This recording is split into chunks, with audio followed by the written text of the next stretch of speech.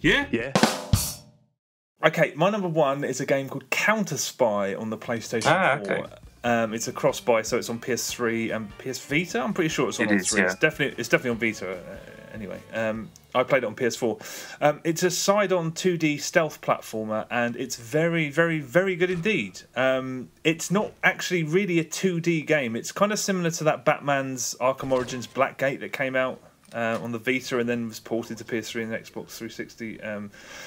That referred to itself as a 2.5D game, in that you can sort of periodically flip the sort of side-on angle, for example, and then you can shoot into the screen, so turning it into like a fairground-style shooting gallery.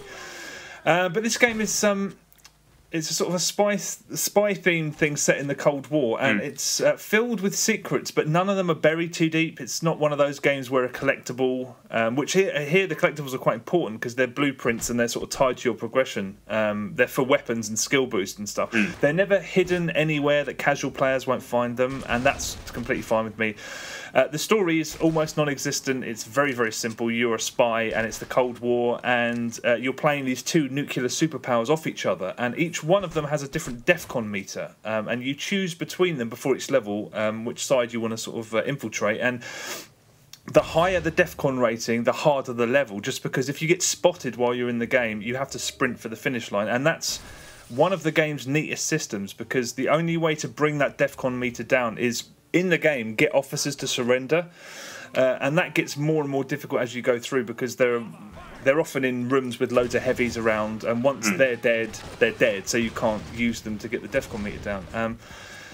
And in addition to that, there's something very, very exciting about screwing up, because as soon as the DEFCON rating reaches 1, the clock starts racing. You have to run for the finish line. More enemies arrive, which is pretty standard, but it's cool that your ideal run is a stealth run, and yet when the heat is on, you have to just turn it into Rambo and blast your way out of there.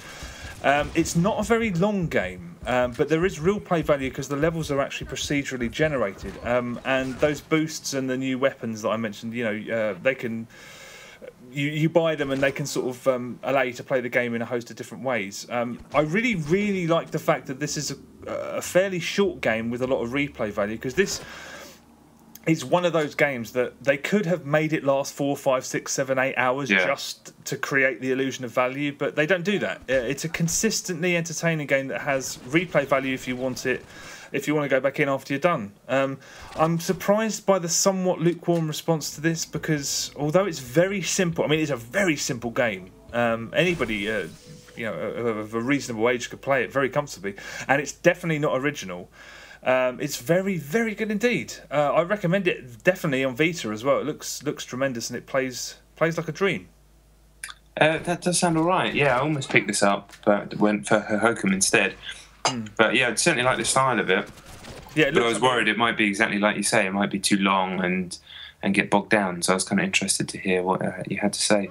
Yeah, it's the best part of 3 hours long. So when it finished, I was like, oh, I think it's maybe a little bit on the short side, but it was of a consistently high quality, and there is more to it if you want to go in and sort of blast through it multiple times. I really like it. I mean, I thought it was a really solidly entertaining. So yeah, looking on seeing reviews like 4, 5, 6s, I'm just like, I don't really understand how that's physically possible. I mean, it's I think people.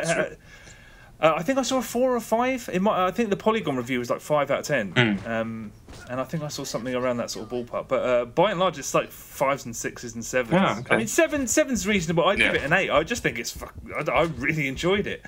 Incredibly simple, but really, really good fun.